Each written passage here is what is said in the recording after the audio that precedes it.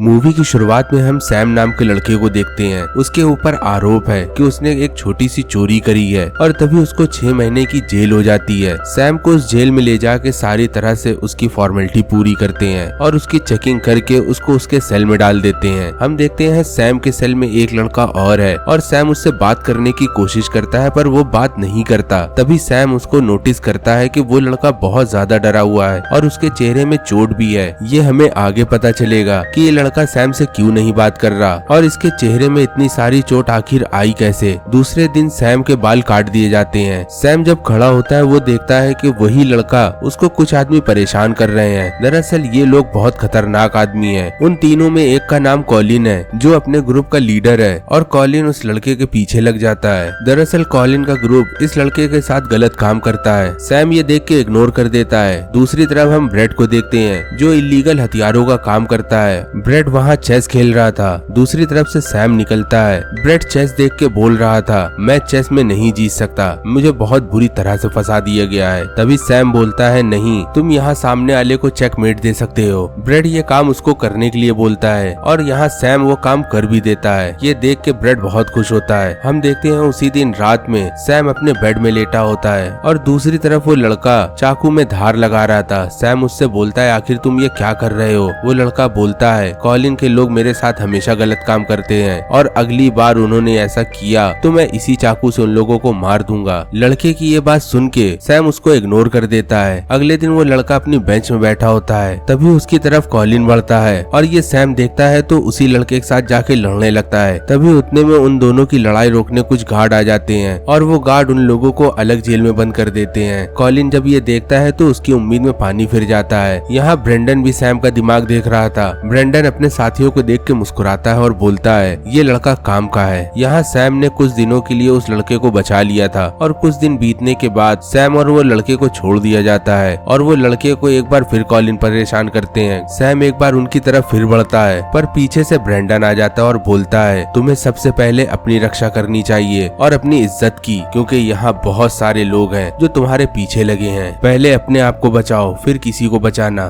दूसरी तरफ कॉलिन उस लड़के को परेशान कर रहे थे और सैम ये सब चीज देख के गुस्सा रहा था। उसी दिन की बात है। उस रात में सैम की आंख खुलती है और वो देखता है वो लड़का अपने आप को मारने की कोशिश कर रहा है। सैम यहाँ चिल्लाने लगता है और उसको बचाने के लिए बोलता है। वो लड़का सैम से बोलता है मुझे मर जाने दो, मेरे साथ जो ये रोज रोज हो रहा है वो मैं अब नहीं बर्दाश्त कर पा रहा, तभी मैं मरना चाहता हूँ। ये बात सुनने के बाद भी सैम गार्ड को चिल्ला के बुला लेता है और यहाँ वो लड़का हॉस्पिटलाइज हो जाता है। और दूसरी तरफ सैम भी अब परेशान था कि अब उसके दोस्त का क्या होगा। सैम की परेशानी तो अब बढ़ेगी। कॉलिन उसके पीछे लगा रहता है और चारों तरफ सैम को फॉलो कर रहा था और ये बात सैम भी समझ गया था कि अगर उससे चूक हुई तो उसके साथ भी गलत कर सकते हैं ये लोग। सैम तो काफी दिन बचता है पर एक दिन कॉलिन उसको बाथरूम में घेर लेते हैं और उसके साथ गलत करने का काम करते हैं पर उतने में ही ब्रेंडन आ जाता है और वो सैम को वहाँ से ले जाता है। ब्रेंडन कॉलिन को देखता है पर कॉलिन से कुछ नहीं बोलता। ब्रेंडन सैम को ले जाता है कमरे में और उससे बोलता है अगर तुम इनके ऊपर हमला भी करोगे तो इनको कोई फर्क नहीं पड़ेगा। अगर तुम्हें अपने आप को बचाना है तो तुम्हें मेरे साथ रहना होगा और मेरा एक काम करना होगा।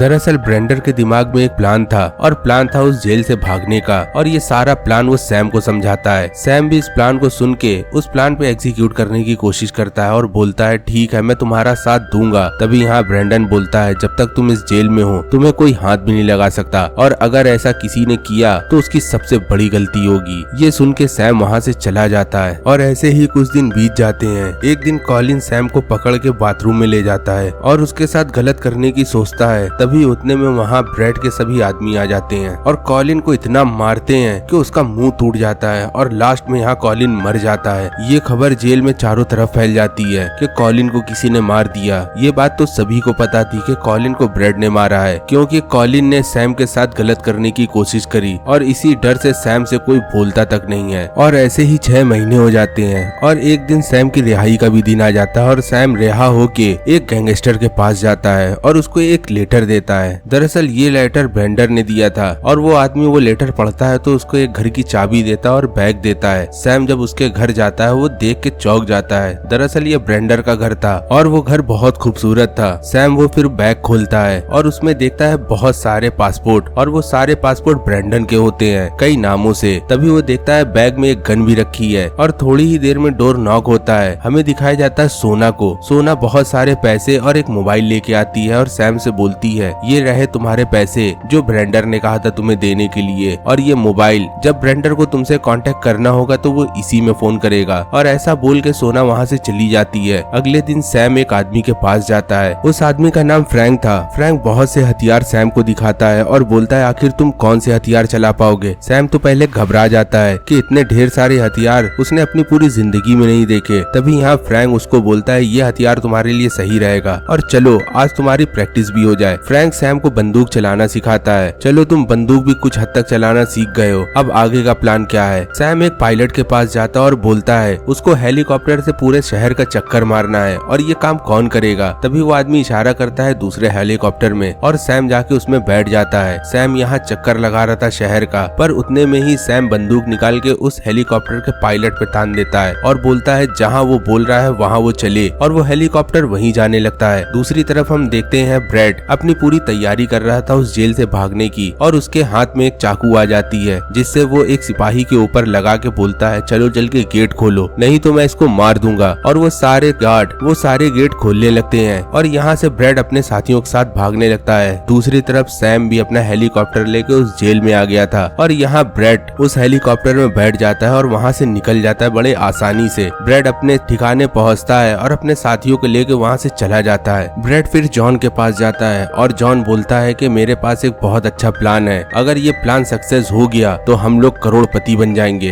ब्रेड बोलता है हमें ऐसा क्या करना होगा जिससे हम करोड़पति हो जाएंगे, हमें सोना चुराना होगा और वो बहुत सारा सोना है। यहाँ ब्रेड फिर बोलता है आखिर इतना सोना रखा कहाँ होगा। जॉन हंसते हुए बोलता है कहाँ रखा होगा, वहीं जहाँ से सोना निकलता है। ब्रेड को भी जॉन का प्लान पसंद आया और वो बोल देता है ठीक है, और वो सारे लोग रॉबरी करने के लिए तैयार होने लगते हैं। दूसरी तरफ हम देखते हैं शाम को एक पार्टी होती है और ब्रेड यहाँ सैम को भी ले जाता है उस पार्टी में। सैम पार्टी में बोर हो रहा था, तभी वो स्विमिंग पूल के पास आता है और वो देखता है कि स्विमिंग पूल के किनारे सोना बैठी हुई है। सैम सोना से बात करने लगता है, पर उतने में ही रॉक नाम का लड़का सैम को धक्का दे देता है पानी में। सैम पानी में गिर जाता है और डूबने लगता है। जब सोना सैम को डूबते हुए देखती है तो वो पानी में छलांग लगा के सैम को बचा लेती है। सैम बाहर निकलता है और उससे बोलता है आखिर तुमने मुझको धक्का क्यों दिया। रॉस सैम से बोलता है तुम तार के झाड़ हो गए हो और तुमको पानी में तैरना भी नहीं आता, मुझको क्या पता था कि पानी तुम्हारी जान ले लेगी। यहाँ ब्रेंडर भी आ जाता है और वो सैम को अलग करके वहाँ से जाने के लिए बोलता है। सैम अकेले घर जा रहा था पर पीछे से एक कार आती है। दरअसल ये कार सोना की थी और सोना उसको अपने साथ चलने के लिए बोलती है। सोना एक चाइनीज रेस्टोरेंट में ले जाती है और बोलती है आखिर तुम यहाँ क्या करने आए हो। तभी सैम सोना को चुप्पे करता है और बोलता है आखिर तुम यहाँ क्या करने आई हो। सोना बोलती है कि सबको लगता है कि ब्रेंडर मेरा बॉयफ्रेंड है, पर ऐसा कुछ नहीं है, हमारे साथ कभी कुछ नहीं हुआ। तभी वो दोनों लोग आपस में बात करने लगते हैं और दोनों की नजदीकियां बढ़ जाती है और वो जाके पलंग तोड़ देते हैं। अगले दिन ब्रेंडर सैम के ऊपर चिल्लाता है और बोलता है बिना मुझसे पूछे तुम कहीं ना जाना, और हाँ सोना की जो बात अपने दिमाग से निकाल दो क्योंकि तुम प्लान में फोकस नहीं कर पा रहे हो। फिर ब्रेंडर सैम को उस जगह ले जाता है जहाँ से वो सोना निकालना है। वो सोने की माइन थी। ब्रेंडर बोलता है ये माइन में बहुत सारा सोना निकलता है और इस माइन का सारा सोना एक लॉकर रूम में जाता है। तुमको बस ये ध्यान रखना है जब हम चोरी करें तो सायरन न बजे और कोई भी किसी भी अलार्म को ना बजा सके। ब्रेंडर फिर एक रेसर के पास जाता है और उसको सारी बात बताता है। दरअसल ये रेसर ब्रेंडर का बहुत अच्छा दोस्त है और यहाँ ब्रेंडर की टीम तैयार हो जाती है। ब्रेंडर सभी को एक ब्लूप्रिंट दिखाता है और बोलता है हमें इस जगह चोरी करनी है। तभी उतने में एक लड़का आगे बढ़ता है और सैम से कलाकारी की बात करने लगता है तो सैम उसका गिरेबान पकड़ के उसको मारता है। तभी उतने में ब्रेंडर बीच बचाव करके आता है और बोलता है चलो तुम नीचे जाओ, जब तुम्हारा दिमाग ठंडा हो जाए तब तुम ऊपर आना। सैम नीचे जाता है। वो देखता है सोना को कुछ लोग परेशान कर रहे हैं। सैम के दिमाग में तो खून सवार था। वो उनसे बोलता है हट जाओ, उस लड़की को छोड़ दो। वो लड़के सैम को चूजा बोलते हैं। तभी सैम अपने कमर से एक बंदूक निकालता है और उनके ऊपर तान देता है। वो सारे लड़के घबरा के वहाँ से भाग जाते हैं। सोना सैम से बोलती है अगर इस कांड से पुलिस वाले आ जाते तो मुझको पकड़ लेते और यहाँ से डिपोर्ट कर दिया जाता। सैम सोना से माफी मांग के कॉफी पीने के लिए बोलता है, पर सोना सैम से बोलती है कि वो अभी नहीं जा सकती,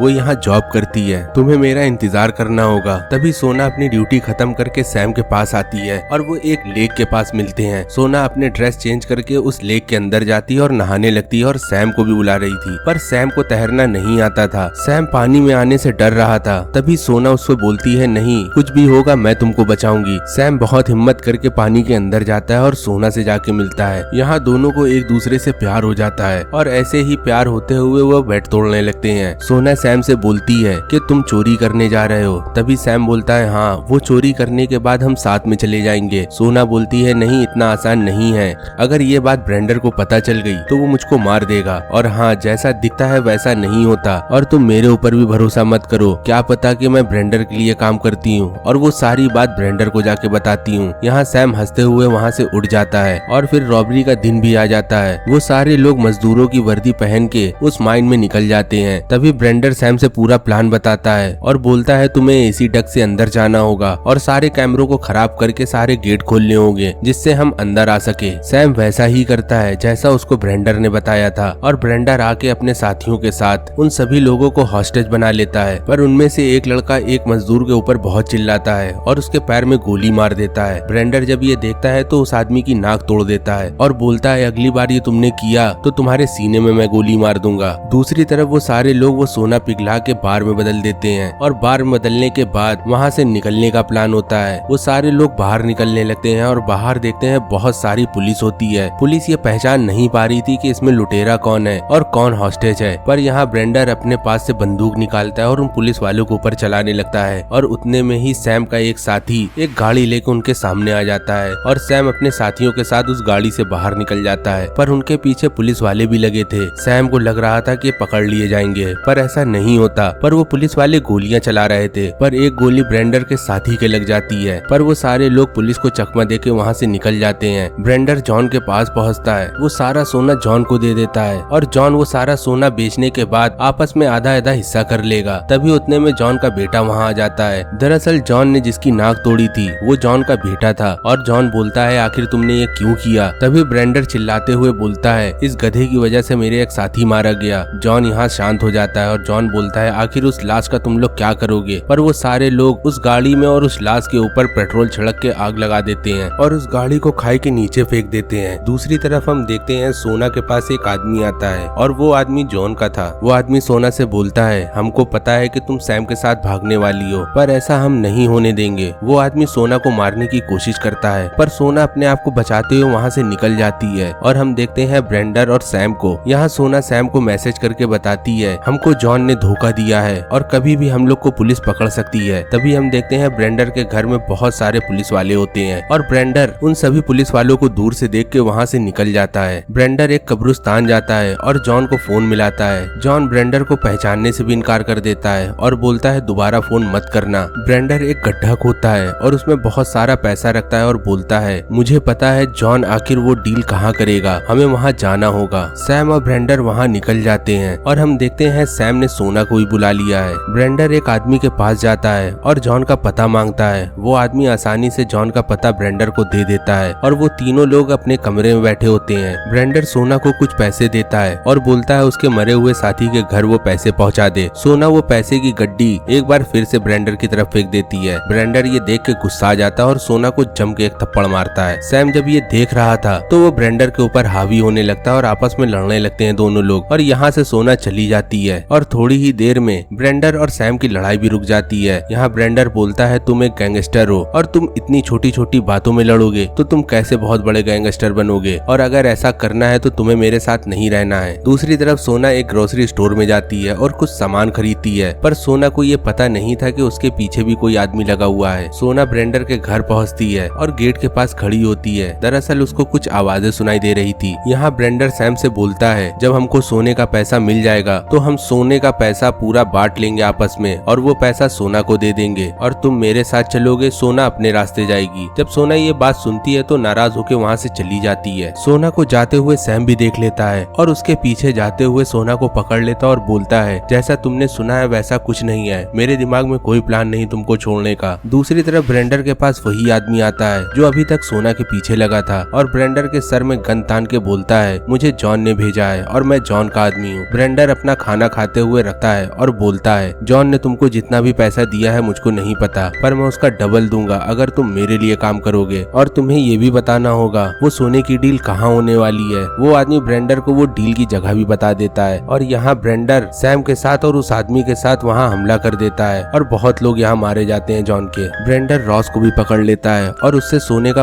पता पूछता है, पर रॉस यहाँ कुछ नहीं बता रहा था। कुछ दिन टॉर्चर करने के बाद रॉस सब उगल देता है और बता देता है वो सोना एक दुकान में रखा हुआ है। ब्रेंडर सैम के साथ जाता है, वो सोना देखता है और उसको सोना मिल भी जाता है। ब्रेंडर फिर जॉन के पास जाता है और जॉन को गोली मार के बोलता है, तूने मेरे साथ गद्दारी करी, उसकी सजा केवल मौत है। फिर वो दोनों लोग एक बोट में बैठ के और अपना सोना लेके एक बड़ी बोट में जाने लगते हैं। सैम और ब्रेंडर आपस में बात करते हैं। ब्रेंडर बोलता है, मुझे मजा आ गया चोरी करने में, और ब्रेंडर पलटता है तो उसके हाथ में एक गन होती है। वो गन जॉन के आगे तानता है और ब्रेंडर बोलता है, तुम्हें यहाँ से जाना होगा, मैं आगे तुम्हें नहीं ले जाऊंगा, अगर तुम यहाँ से जाते हो तो तुम्हारा हिस्सा तुमको मिल जाएगा। तभी जॉन हंसते हुए बोलता है, तुम एक बार देख तो लो सोना यहाँ है भी या नहीं। ब्रेंडर दौड़ते हुए जाता है और वो ब्रीफ केस में सोना देखता है। सोने की जगह लोहे की बहुत सारी प्लेटें होती हैं। ब्रेंडर गुस्से से जॉन के पास आता है और बोलता है, अगर सोने का पता नहीं बताया तो मैं तुमको जान से मार दूंगा। सैम हंसते हुए ब्रेंडर से बोलता है, अगर तुमने मुझको मार दिया तो तुमको कैसे और कौन बताएगा कि सोना कहाँ रखा हुआ है। तभी उतने में ब्रेंडर के पास एक कॉल आती है और वो कॉल सोना की होती है। सोना बोलती है, अगर सैम को कुछ भी हुआ तो मैं पुलिस को फोन कर दूंगी और तुम वहीं अरेस्ट हो जाओगे। ब्रेंडर जब ये बात सुनता है तो वो सैम को बहुत मारता है और सैम को लेके पानी में कूद जाता है। ये बात ब्रेंडर को पता था कि सैम अभी नहीं तैर पाता, फिर भी वो सैम को बचाते हुए बोट में लाता है और सैम से बोलता है, पूरा सोना तुम्हारे पास था, तुम क्यों नहीं भागे। सैम बताता है, तुमने मेरी बहुत मदद करी है और उस मदद के लिए मैं तुमको धोखा नहीं दे सकता, तभी मैं यहाँ से नहीं भागा, और तुम परेशान मत हो, मैं यहाँ से चला जाऊंगा और कुछ दिनों बाद तुम्हारा हिस्सा भी तुमको मिल जाएगा। ब्रेंडर सैम को जाने देता है और सैम सोना के पास जाता है और उससे गले मिलता है और ऐसे ही कुछ दिन बीत जाते हैं। हम देखते हैं ब्रेंडर की अब खस्ता हालत हो जाती है, पर ब्रेंडर को एक औरत पहचान लेती है और पुलिस बुला के उसको अरेस्ट करवा देती है और ब्रेंडर अब जेल जा चुका है। कुछ दिनों बाद ब्रेंडर के पास एक चिट्ठी आती है और चिट्ठी में सोने का सारा पता होता है और सैम उसमें ये भी लिखता है उसके पास जो सोना था वो अब ट्रिपल हो गया है, मतलब 3 गुना। यहाँ ब्रेंडर कुछ समझ नहीं पाता, फिर वो चिट्ठी पलटता है, वो देखता है सोना प्रेग्नेंट है। यहाँ हमें समझ में आता है, पहला तो सोना जो उसने चुराया था और दूसरा सोना जिससे अभी वो शादी हो गई है उसके पेट में है। और यहाँ ब्रेंडर बहुत हंसता है। और ऐसी ही वीडियो पाने के लिए आप इस चैनल को प्लीज जरूर सब्सक्राइब करें और वीडियो को लाइक जरूर करें और कमेंट्स में आप हमें बताएं कि आपको ये मूवी कैसी लगी। मिलते हैं दूसरी वीडियो में, तब तक के लिए गुड बाय।